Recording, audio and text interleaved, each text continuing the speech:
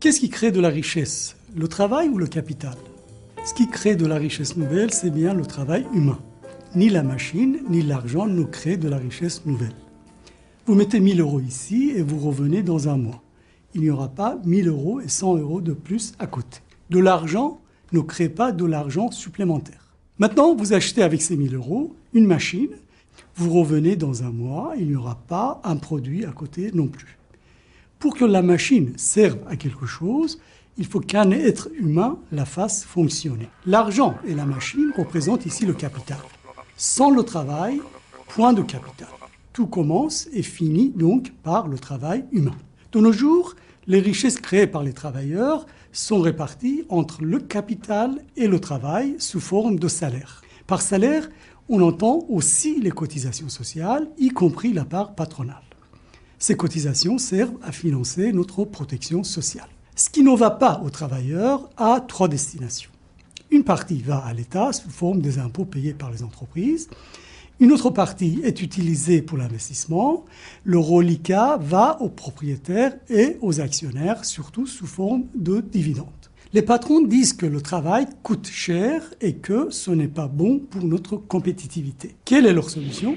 Eh bien, selon eux, il faut réduire la part des travailleurs dans les richesses créées. Les salariés connaissent bien cette chanson. Entre 1983 et 1989, la part du travail dans les richesses créées a chuté de 10 points.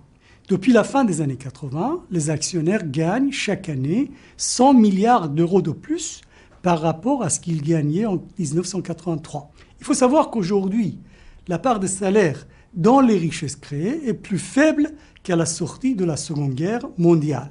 Nous sommes donc devant un recul historique sans précédent. À qui a profité cette chute de la part des salaires dans les richesses créées? Aux actionnaires. Jusqu'au milieu des années 80, la part des dividendes versés aux actionnaires dans les richesses créées était de l'ordre de 5%.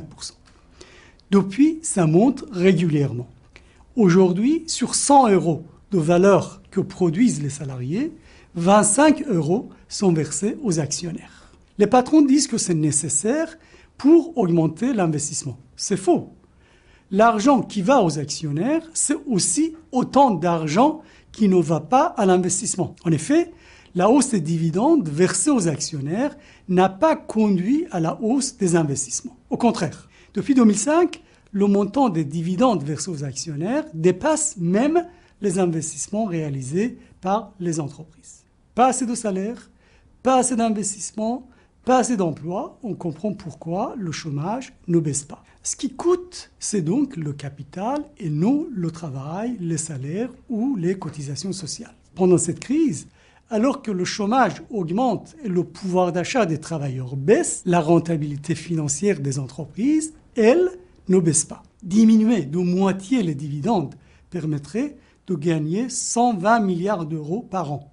De quoi investir, créer des emplois et réduire le déficit de la sécurité sociale et du budget de l'État. C'est pourquoi la CGT considère que pour sortir de la crise, il faut augmenter les salaires, l'emploi qualifié et l'investissement.